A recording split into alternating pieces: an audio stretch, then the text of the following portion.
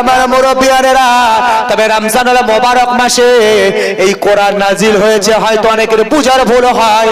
আসলে আল্লাহ যে কোরআন নাজিল করেছেন রমজানুল মোবারক মাসে, সেইটা একটা তারিখে, যে তারিখটাকে বলা হয় লাইলাতুল কদরের রাত।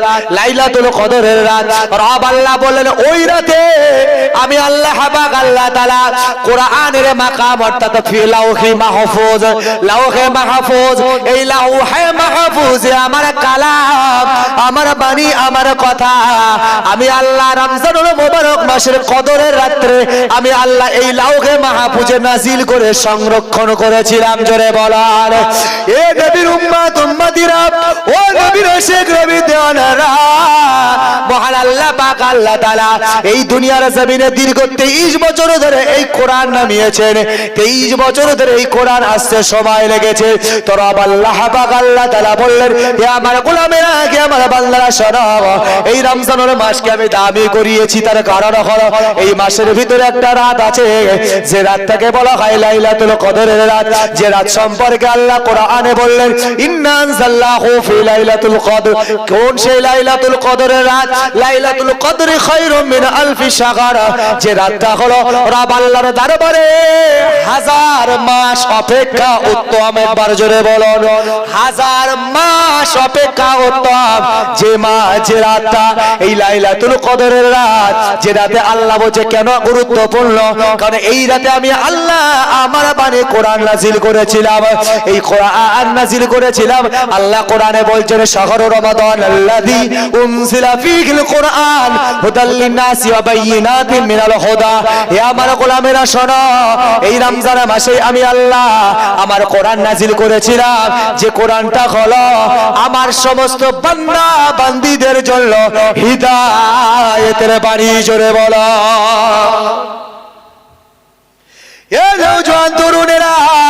তাই বিশ্বনবী আমার বললেন, মহান আল্লাহ বলেছেন কোরআন আমার আল্লাহ রমজান মাসে নাজিল করেছে। কোন রাতে? লাইলাতুল কদরের রাতে। লাইলাতুল কদরের রাতের জন্য আমার আল্লাহ পাক এই রমজান মাসকে আমার আল্লাহ দামি বানিয়ে দিয়েছে। ওই জন্য সামনে রমজানুল মোবারক মাস আসছে, কেউ অবহেলা করবেন না, কেউ ছেড়ে দেবেন না, রোজাটা রাখবেন। এতে আপনার জীবনে লাভ হবে, দুনিয়ার ক্ষেত্রেও লাভ, আখিরাতের ক্ষেত্রেও লাভ। ভাই আমার দোস্ত আমার, আমেরিকার একজন বিজ্ঞানী বলছেন মুসলমানরা তারা সারা বছর তারা পানাহার ত্যাগ করে না, সারা বছরে তারা পানাহার করে, আর সারা বছরের ভিতরে একটা মাস তারা পানাহার পরিত্যাগ করে। এ নিয়ে তারা গবেষণা করলো, এতে তাদের লাভ কি, এতে তাদের ফায়দা কি। গবেষণায় উঠে এলো 11 মাস ধরে খাওয়ার পরে লুটে পিটে খাওয়ার জন্য তাদের শরীরের ভিতরে এক ধরনের জীবাণু তৈরি হয়, এক ধরনের ছোট ছোট রোগ সৃষ্টি হয়। এই ছোট ছোট জীবাণুগুলো যদি একটা মাস কেউ রোজা রাখাতে পারে, কেউ যদি শরীরটা শুকাতে পারে, এই শরীর শুকানোর কারণে তাদের শরীরের ভিতরে সতেজ না থাকার কারণে ওই ছোট ছোট জীবাণুগুলো মারা যায়, ছোট ছোট জীবাণুগুলো ধ্বংস হয়ে যায়। ভাই আমার দোস্ত আমার, ঘরে আমরা মুরগির পিলে লালন পালন করি, একটু আইডিয়া নেন, যদি মুরগির পিলেগুলো একটু 2 পিলে মতন হয়ে যায়, এদেরকে কিন্তু অতটা দেখভাল করতে হয় না, খালি ছেড়ে দেবেন, ও ঠিক কুড়িয়ে কাড়িয়ে খেয়ে ঠিক আবার আপনার ডোবে ঢুকে পড়বে। ও নিয়ে অত চিন্তা নেই। ছোট পিলে যেগুলো আছে, আকাশের দিকে তাকালে মনে হয় কাক আসছে, আবার যখন পানি হয় ভিজলে মনে হয় ঠান্ডা লেগে যাবে। ওর জন্য আমাদেরকে খুব সংরক্ষণে রাখতে হয়, ওদেরকে খুব হিফাজতের সাথে রাখতে হয়, কারণ কখন না জানি মুরগির পিলেগুলো নষ্ট হয়ে যায়। হয় কাক নিয়ে যাবে, আর না হলে ঠান্ডা লেগে যাবে, রোগ ব্যাধি হয়ে মারা যাবে। ছোট পিলেদেরকে বেশি যত্ন করতে হয়। দেখেন না, যারা পিলে চাষ করে, যারা পিলে ফুটায়, ওরা হ্যাচিং করে, হ্যাচিং মানে গরম দেয় তাদের উপরে। 24 ঘন্টা 48 ঘন্টা হ্যাচিং করতে হয়। কেন? ওই পিলেগুলো হওয়ার পরে হ্যাচিং করলে তাদের একটা টেম্পার তৈরি হয়, ওই টেম্পার যত দেবে পিলে তত চাঙ্গা হবে। আর যদি হ্যাচিং না করে যদি ঠান্ডা মারা হয়, ও পিলে সব মরে যাবে।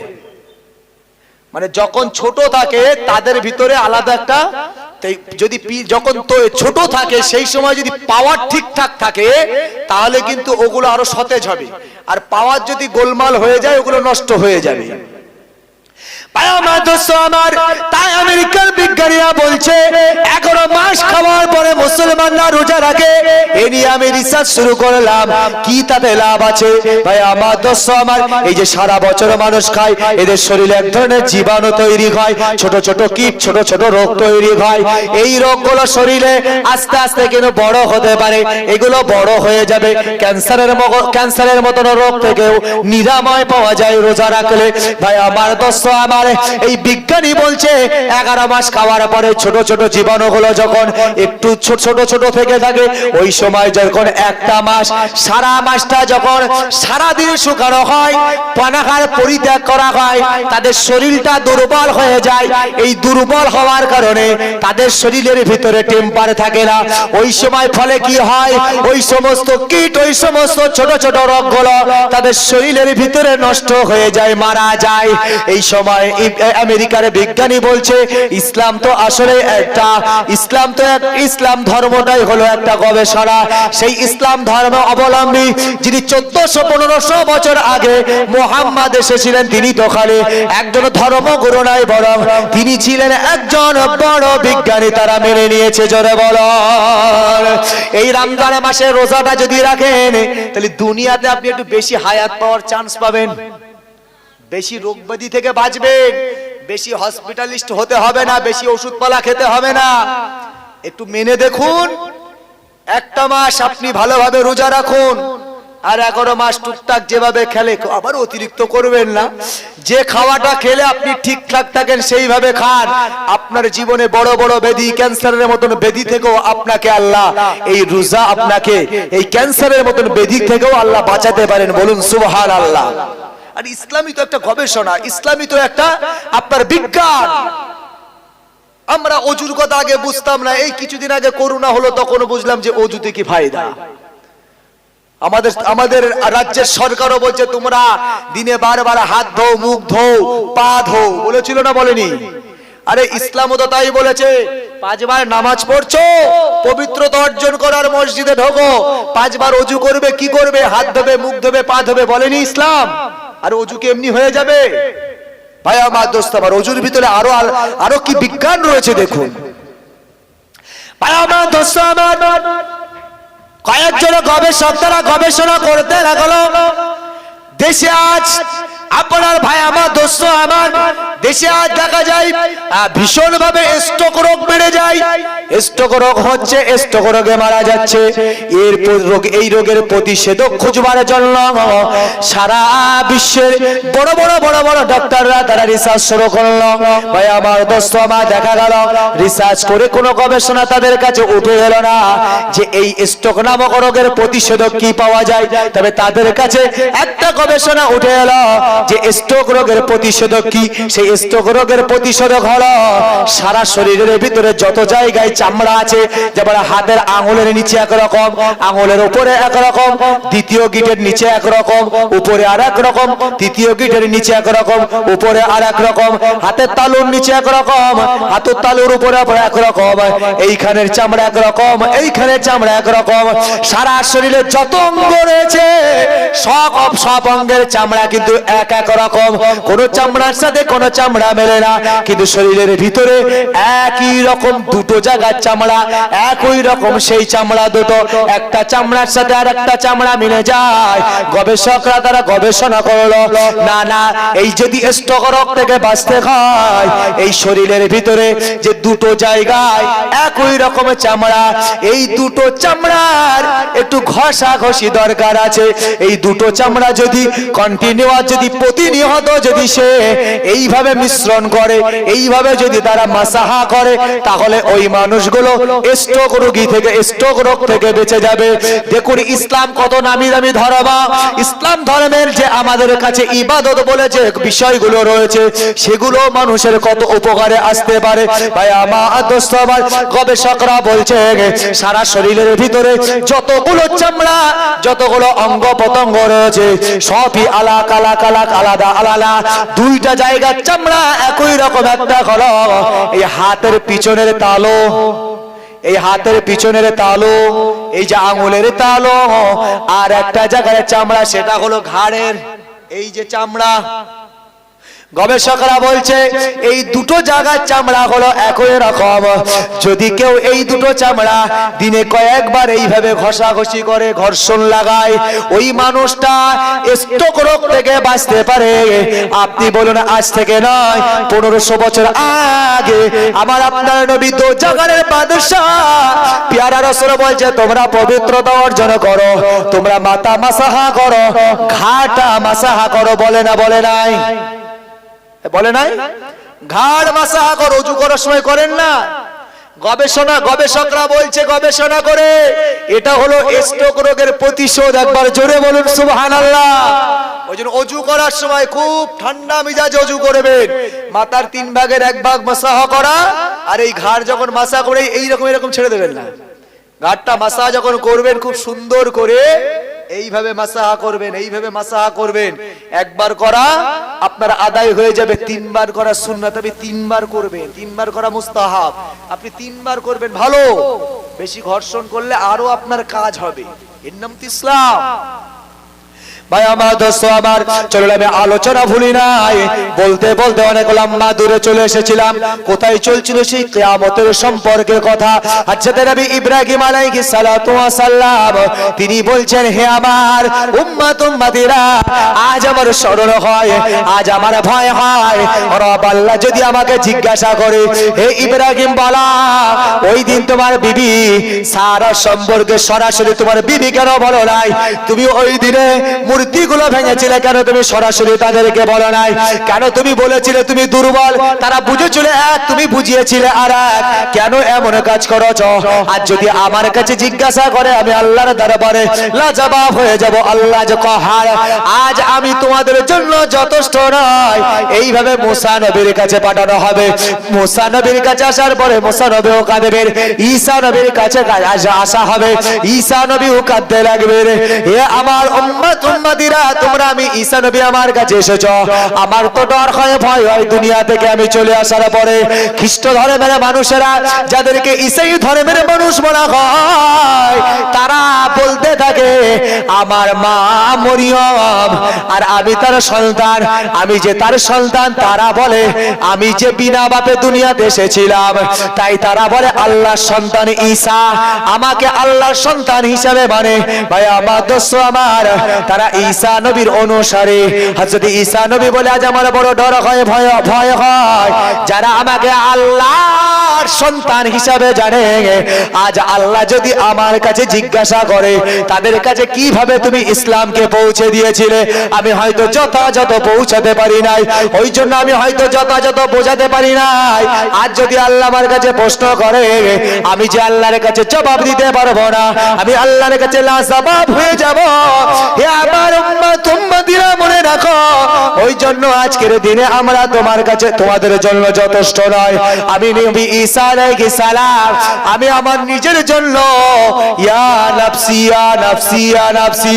ও নবীর গোলাম, একবার ভাবুন, তাহলে আমার আপনার উপায় কি হবে? কি হবে আমার আপনার উপায়? আমরা শেষ। নবীর দোহাই দিয়ে কতক্ষণ চলবে? আখিরি নবীর উম্মাত আমরা, শেষ নবীর উম্মাত আমরা। এই আশাটা করা ভালো, কিন্তু নবীর উম্মাতের পরিচয়টা তো রাখতে হবে। আপনি যে নবীর উম্মাত, নবীর উম্মাতের পরিচয়টা তো আপনাকে রাখতে হবে। পরিচয়টা আছে তো? ভাই আমার, দোস্ত আমার, তবে ওই দিনে আমার আপনার নবী, দয়ার নবী, মায়ার নবী, যিনি হলেন সমস্ত ইমামদের ইমাম, সমস্ত নবীদের ইমাম, যাকে আমার আল্লাহ সব থেকে সম্মানিত বানিয়েছেন, যা সব থেকে যাকে মর্যাদা সম্পন্ন বানিয়েছেন।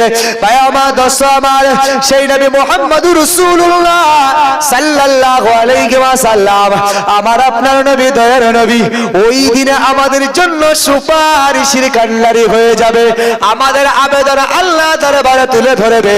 কিন্তু তারপরেও আপনাকে বুঝতে হবে, রব আল্লাহ পাক আল্লাহ তাআলা কোরআনে কারীমে বলেছেন, মান যাল্লাযী ইয়াশফাউ ইনদাহু ইল্লা বিইযনি।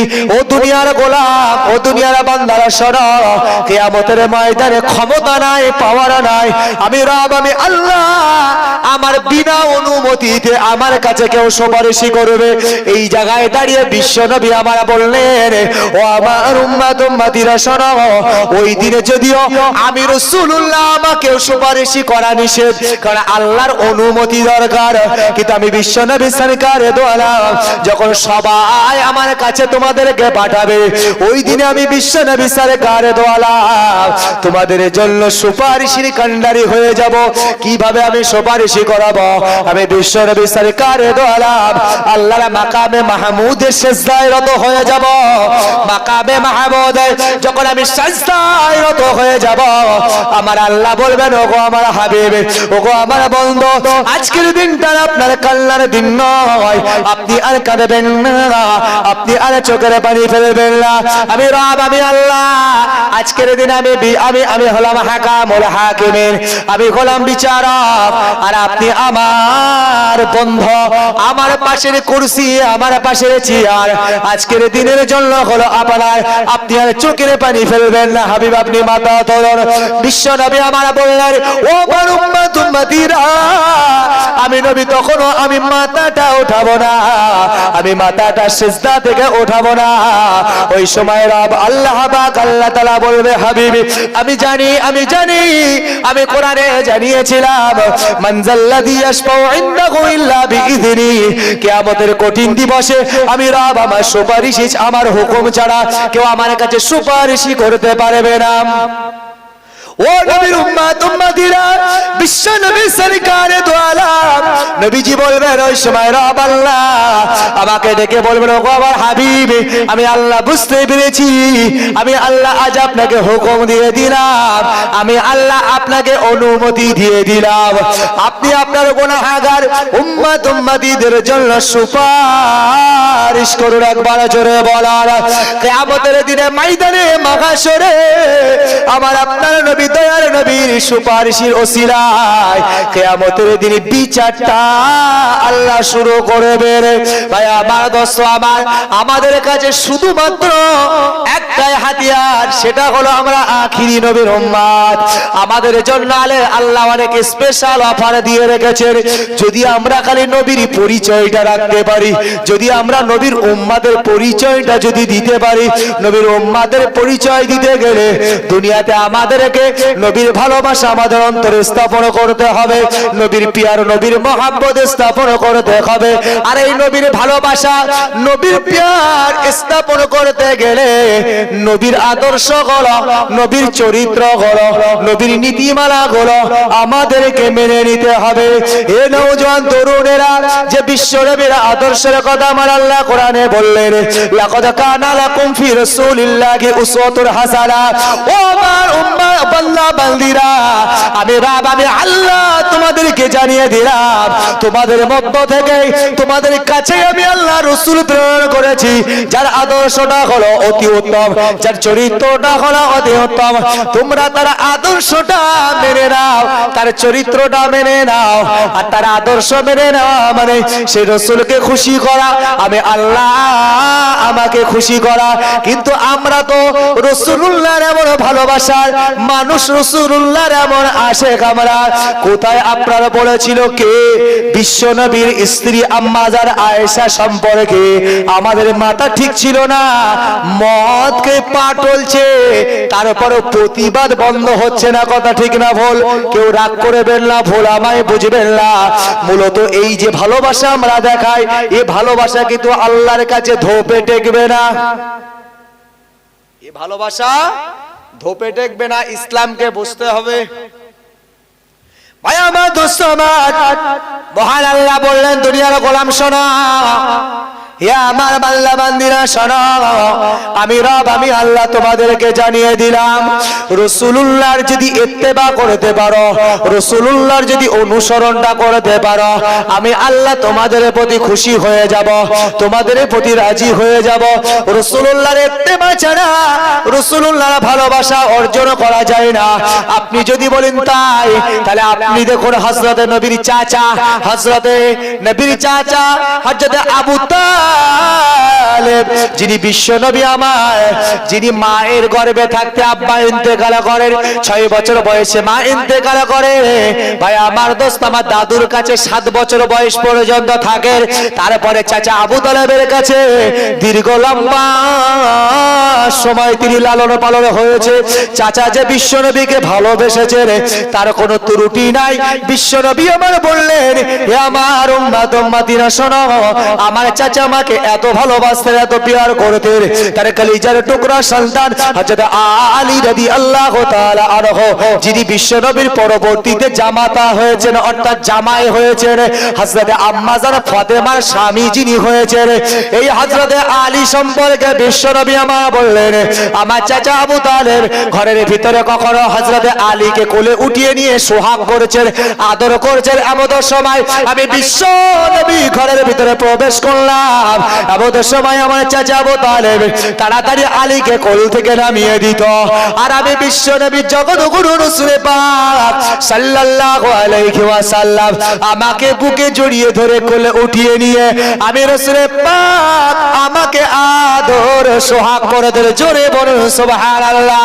ও নবীর উম্মত উম্মতিরা, বিশ্ব নবী আমার বললেন খালি আমার ভালোবাসা নয়, ও আমার উম্মত উম্মতিরা শোনো, আমার চাচা যান হযরত আবু তালেব কখনো মক্কার কুফারেরা, মক্কার দুশমনেরা আবু জাহেল, আবু লাহাব, উতবা, শাইবা, মুগীরা, তারা মাঝে মাঝে মাঝে মাঝে মাঝে মাঝে মাঝে আমার উপরে নির্যাতন চালাতো, তারা আমাকে মারার পরিকল্পনা করতো।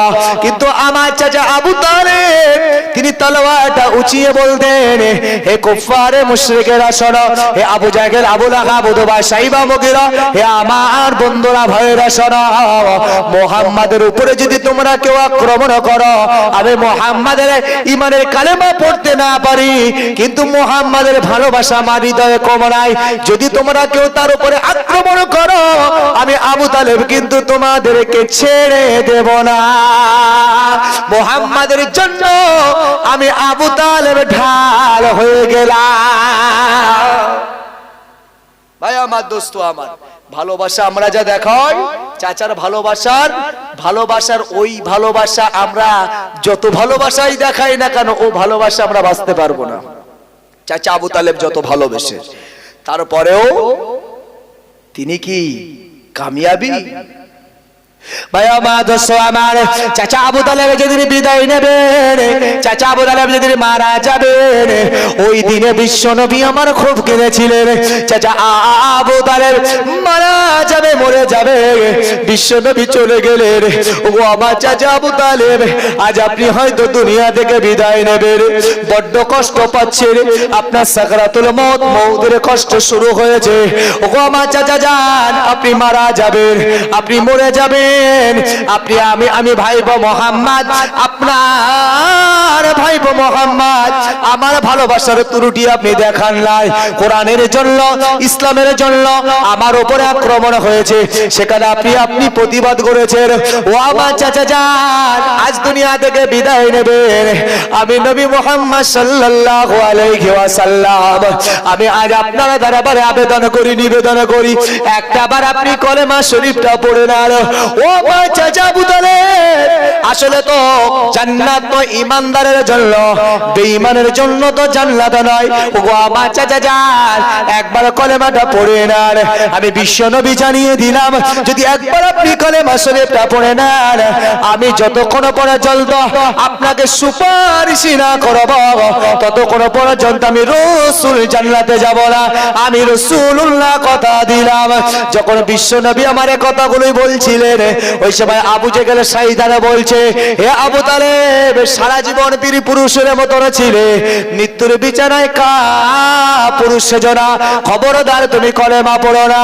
ও নওজোয়ান তরুণেরা, বিশ্ব নবী আমার এবার নবী চাচার কানে কানে বললেন, ও আমার চাচা, একবার পড়ে লা ইলাহা ইল্লাল্লাহ, আল্লাহ ছাড়া কোনো স্রষ্টা নাই, আল্লাহ ছাড়া কোনো মালিক নাই, আল্লাহ ছাড়া কোনো খালেক নাই, আমি মুহাম্মাদুর রাসূলুল্লাহ, আল্লাহর রাসূল। একবার আপনি পড়ে নেন, আমি নবী কথা দিলাম, কিয়ামতের দিনে ময়দানে মাহশরে আমি আপনার সুপারিশ না করে জান্নাতে যাব না। একবার জোরে বলুন। বিশ্ব নবী আমার দেখতে পান চাচা আবু তালেব কলেমা পড়তে পারছেন না, হত্যা তারা নড়ে না, কলেমা তার মুখ দিয়ে বার হয় না। এমন সময় চাই বিশ্ব নবী আমার খুব কাঁদছিলেন, খুব চোখের পানি ফেলছিলেন। আল্লাহ, যে চাচার কাছে 7 বছর বয়স থেকে এত বড় হলাম, যে চাচা আমার কোনোদিনই কষ্ট দেয় নাই, যে চাচা আমার সর্বদা আমার পাশে ঢাল হিসেবে দাঁড়িয়েছেন, সেটি যদি কোরআনের জন্য হয়, কলেমার জন্য হয়, দ্বীনের জন্য হয়, তারপরেও তিনি আমার পাশে দাঁড়িয়েছেন। আজ আমার সেই চাচা দুনিয়া থেকে বিদায় নেবে, কলেমা পড়তে পারবে না, এটা বিশ্ব নবী সইতে পারলেন না। মহান আল্লাহ পাক আল্লাহ তাআলা নবীর কান্না সইতে পারলেন না, কোরআনের আয়াত নাযিল করে পাঠালেন। হযরত জিবরিল আমিন চলে এলেন। ইয়া রাসূলুল্লাহ, ইয়া হাবিবাল্লাহ, রব আল্লাহ জানিয়েছেন ইন্নাকা লা তাহদি, নিশ্চয় নিশ্চয় ওগো আমার হাবিব, আপনি হিদায়াতের মালিক নন। মানে আহাবাবতা, আমি আল্লাহ যাকে ভালোবাসি, ওয়ালাকিন্নাল্লাহা ইয়াহদি মান ইয়াশা, আমি রব, আমি আল্লাহ শুধুমাত্র তাকেই হিদায়াত দিয়ে থাকি। ওগো আমার হাবিব, আপনি হাজারো কাঁদলে, হাজারো বললে আপনার চাচা ইমানের কালেমা পড়তে পারবে না, কেন? আমি রবকে ভালোবাসি। এবার আল্লাহ বলছে ইন কুনতুম তুহিব্বুন আল্লাহ, আমি আল্লাহ পাক জানিয়ে দিলাম দুনিয়ার বান্দা শোনো, তোমরা যারা আমার ভালোবাসতে চাও, তোমরা যারা আমাকে পেতে চাও, আমি আল্লাহ জানিয়ে দিলাম ফাত্তাবিউনি, তোমরা যদি আমার বন্ধু, আমার পয়গম্বর নবী মুহাম্মদের অনুসরণটা করে নাও, যদি তোমরা তার চলা, তার বলা, তার স্টাইল, তার খাওয়া, তার পড়া, তার আমল, তার ইবাদত, এগুলো যদি তোমাদের জীবনের স্টাইল হয়ে যায়, আমি রব, আমি আল্লাহ জানিয়ে দিলাম ইউহিব্বুকুমুল্লাহ, আমি আল্লাহই তোমাদের ভালোবেসে ফেলবো। একবার জোরে বলো। স্টাইলটা হতে হবে কার? ভালোবাসাটা হতে হবে কার? অনুসরণটা হতে হবে কার? রব আল্লাহ। যদি আল্লাহর ভালোবাসা হয়, রবের ভালোবাসা হয়, তো নবীর অনুকরণ অনুসরণ চাই। ভাই আমার, দোস্ত আমার, কেন প্রিয় রাসূলকে মহান আল্লাহ আমাদের কাছে এমন একজন রাহাবার হিসাবে আল্লাহ পাঠিয়েছেন, যে রাহাবারের কোনটাই, যে রাহাবারকে রাহাবার হিসাবেই মানতে হবে। যদি এটা মানতে পারেন, আপনি নাজাত পেয়ে গেলেন। রাহাবারকে যদি মানেন রাহাবারের মতন, তো আপনি নাজাত পেয়ে গেলেন। ভাই আমার, দোস্ত আমার, বিশ্ব নবী সাহাবারা জিজ্ঞাসা করলেন আম্মা জান আয়েশার দরবারে, ওগো আম্মা জান আয়েশা, আমরা একবার জানতে চাই বিশ্ব নবী সম্পর্কে, নবীজি সাল্লাল্লাহু আলাইহি ওয়াসাল্লাম তিনার সম্পর্কে জানতে চাই, তার বাহ্যিক আদর্শ, চরিত্র, আমল, ইবাদত, বান্দিগি সবটুকুই আমরা জানি। ও আম্মা জান আয়েশা উম্মাহাতুল মুমিনিন, একবার আমাদেরকে বলুন বিশ্ব নবীর আভ্যন্তরীণ জীবন, বিশ্ব নবীর সংসার জীবন, আম্মা জান আয়েশা একবার বলুন সেইটি কেমন? এমন তো সময় আম্মা জান আয়েশা বলতে লাগলেন, ও নবী সাহাবারা শুনে রাখো, আমি বিশ্ব নবী সম্পর্কে আমি আয়েশা জানিয়ে দিলাম বিশ্ব নবীর চরিত্র, বিশ্ব নবীর আদর্শ, বিশ্ব নবীর ইবাদত, বিশ্ব নবীর বান্দিগি, বিশ্ব নবীর সব কিছুই হলো যেমন আল কোরআন, ঠিক তেমনই বিশ্ব নবীকে দেখলে আল কোরআন সমঝো, বিশ্ব নবী হলো খোদ আল কোরআন। একবার জোরে বলুন। নবীর অন্যান্য স্ত্রীরা বলেছেন, সাহাবারা জিজ্ঞাসা করেছেন, তারা বলেছেন বিশ্ব নবী যখন হেঁটে যায় মনে হয় জানতো কোরআন যেন হেঁটে যায়। একবার জোরে বলো। এই তো আমার আপনার নবী। ভাই আমার, দোস্ত আমার, তো সেই নবীর আমরা উম্মাত, সেই নবীকে আমাদেরকে মানতে হবে। নবীর ভালোবাসা খালি মুখে বললে হবে না, একবার মহব্বতে দরুদ শরীফ আল্লাহুম্মা।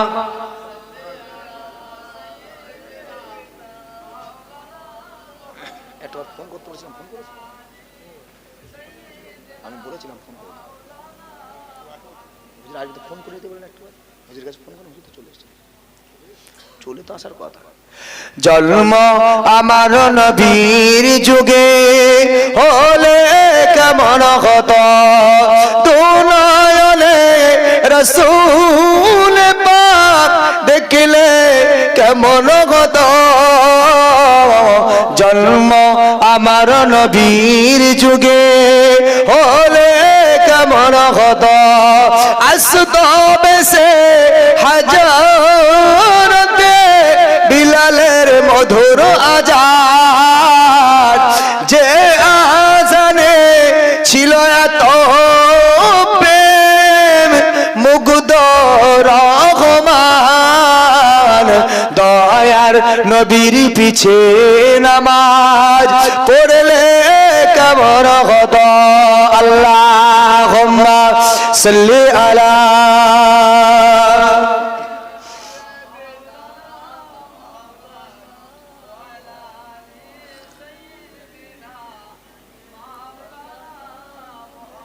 ভাই আমার দোস্ত আমার, আপনারা বসে থাকলে আমার বলতে অসুবিধা নাই, তবে জনাব ভাইজান হুজুর কেবলা আপনাদের চির আকাঙ্ক্ষিত, আপনাদের খুব আশা ছিল, আমি তো দাওয়াত আমি করিয়েছিলাম ভাইজানকে। তো যাই হোক, আমাদের হাড়ি পাড়াতে জলসা করছে, এখন সব কমিটির ছেলেদের ব্যাপার, তো অনেক সময় লাস্ট জলসা করলে হুজুর আরেকটুকুনি করতে করতে হয়তো বড় করে ফেলেছে আমার মনে হয়, না হলে এতক্ষণ ইনশাল্লাহ পৌঁছে যাওয়ার কথা। তো তিনি চলেও আসবেন ইনশাল্লাহ, আমার যেহেতু আমি স্টেজে আছি ফোন করতে পারছি না। তো ভাইজান চলে এসছে প্রায় ফোন তো, আচ্ছা আচ্ছা।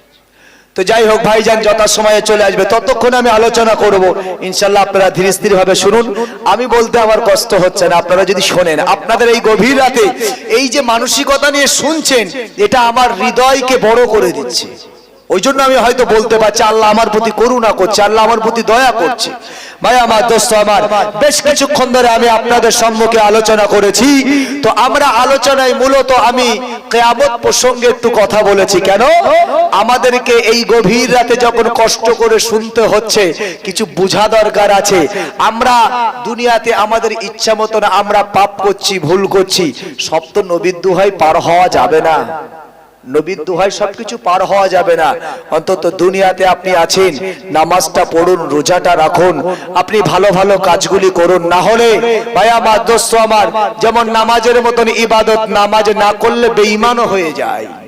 কারণ রাসূলের কাছে জিজ্ঞাসা করলেন সাহাবা আজমাইন, হুজুর ইয়া রাসূলুল্লাহ ইয়া হাবিবাল্লাহ, হুজুর ঈমানদার আর বেঈমানের ভিতরে, কাফের আর ঈমানদারের ভিতরে পার্থক্য কি? নবী বললেন না যে বেনামাজি মানে কাফের, রাসূল বললেন যিনি ঈমানদার তিনি নামাজ পড়বে, যিনি কাফের তিনি নামাজ পড়বেন না। কথার ভিতরে অনেক লজিক আছে, ব্যাপার আছে। তো আপনাকে আমাকে ভাবতে হবে, নামাজের মতন ইবাদত খবরদার ছাড়বেন না, নামাজ পড়বেন, রোজা রাখবেন। সামনে রমজান মাস আসছে, বিশ্বনবী সরকারে দো আলম নবীজি সাল্লাল্লাহু আলাইহি ওয়াসাল্লাম, আমরা তো আশাবাদী অবশ্যই হব, নবী তিনি আমাদের সুপারিশের কান্ডারি হবেন, নবী তিনি আমাদের শাফাত করবেন। কিন্তু নবীর শাফাত পেতে গেলে তো নবীর উম্মতের পরিচয়টা দিতে হবে। নবীর উম্মতের পরিচয় দিতে গেলে আমাদেরকে নবীর অনুকরণে জীবন যাপন করতে হবে। নবী কখনো নামাজ ছেড়েছেন, রোজা ছেড়েছেন, হজ যাকাত ছেড়েছেন? নবী কখনো গালি দিয়েছেন? নবী কখনো সুদ খেয়েছেন, ঘুষ খেয়েছেন, মিথ্যাচার করেছেন নাকি? বিশ্বনবীর উপরে নবুয়ত প্রাপ্ত হয়েছে 40 বছর বয়স, কিন্তু নবীজির 40 বছর বয়সে নবুয়ত প্রাপ্ত হওয়ার পূর্বেও নবীর আদর্শটা যদি দেখেন, নবীর ভিতরে কোনো গুনাহ ছিল না, নবীর ভিতরে কোনো পাপ ছিল না। যারা কুফারে মুশরিকেরা নবীর চরম এবং পরম দুশমন হয়েছে, তারাই তো বিশ্বনবীকে সত্যবাদী বলে, বিশ্বনবীকে আমানতদার বলে তারাই তো পরিচয় দিয়েছে। একবার জোরে বলুন সুবহানাল্লাহ। ভাই আমার দোস্ত আমার, তো বিশ্বনবী সরকারে দো আলম তিনি আদর্শে মুগ্ধ করেছেন। ভাই খালি সব শিক্ষাই কিন্তু মানুষের আদর্শ, মানুষের একটা আদর্শ মানুষ বানায় না। শিক্ষার সাথে দীক্ষার প্রয়োজন, শিক্ষার সাথে দীক্ষার প্রয়োজন। শিক্ষা হলেই যে সে মানুষ হবে তা নয়। বলুন, এখনো দেখা যায় অনেক মাস্টার, ডাক্তার, ব্যারিস্টার, আপনারা বড় বড় এডুকেটেড যারা আছে, কত মা বাপের ভাত দেয় না, কত পাপের কাজ করে, সুদ ঘুষকে তারা সুদ ঘুষ ইত্যাদি পাপকে পাপই মনে করে না। ওদের ভিতরে শিক্ষা আছে কিন্তু দীক্ষা নাই। ইসলামের শিক্ষা হলো এমন একটা শিক্ষা যেখানে শিক্ষাও হয় সেখানে দীক্ষাও হয়, যেখানে দীক্ষা মানুষের একটা চরিত্র গঠন করা হয়, মানুষের চরিত্র গঠন করতে হবে। আজ আমরা এই চরিত্র গঠন থেকে পিছিয়ে গেছি, ওই জন্যই তো আজকে আমরা মানুষের মতন মানুষ হতে পারছি না। ভাই আমার, দোস্ত আমার, বিশ্ব নবী সরকার দো আলম নবীজি সাল্লাল্লাহু আলাইহি ওয়াসাল্লাম তিনি আমাদের মানুষের মতন মানুষ হওয়ার জন্য তিনি আমাদের কাছে কত সুন্দর সুন্দর হাদিসগুলো রেখে গেছে। হে আমার গোলামেরা, তোমরা শেখো, জানো, বোঝো, যে বুঝে তোমরা পাপ থেকে হেফাজত থাকো। তোমরা দেখেছো সমাজের মানুষের সাথে কত লড়াই ফাসাদ অশান্তি শুরু হয়, এগুলো তোমরা করো না। রাসূল এই যে মানুষের সাথে মানুষের জুলুম অত্যাচার, নবীজি এ থেকে দূরে থাকানোর জন্য, দূরে রাখার জন্য নবী আমাদেরকে কত ভয় দেখিয়ে গেছেন, কত ডর দেখিয়ে গেছেন। ভাই আমার দোস্ত, আমরা সামাজিক ভাবেও দেখেছি অনেক অপরাধমূলক কাজ করি, যে অপরাধগুলো হলো একে অপরের ভিতরে দ্বিধাদ্বন্দ্ব বাঁধিয়ে দেওয়া, একে অপরের ভিতরে হক নষ্ট করা করি, এগুলো করবেন না। জান্নাত খালি নামাজ আর রোজার ভিতরে জান্নাত নয়, জান্নাত পেতে গেলে বিরাট একটা ইসলামের আয়াতন আছে, এগুলোকে আপনাকে মান্যতা দিতে হবে। আজ সামাজিক ভাবেও কত মানুষ অপরাধ করছে, মানুষ মানুষের সাথে হিংসা বিদ্বেষ, বাপ বেটার সাথে হিংসা বিদ্বেষ, মুনাফিকি করে সংসারে অশান্তি লাগানো ইত্যাদি, এইসব কাজগুলো করবেন না, রাসূল এগুলো পছন্দ করেন না।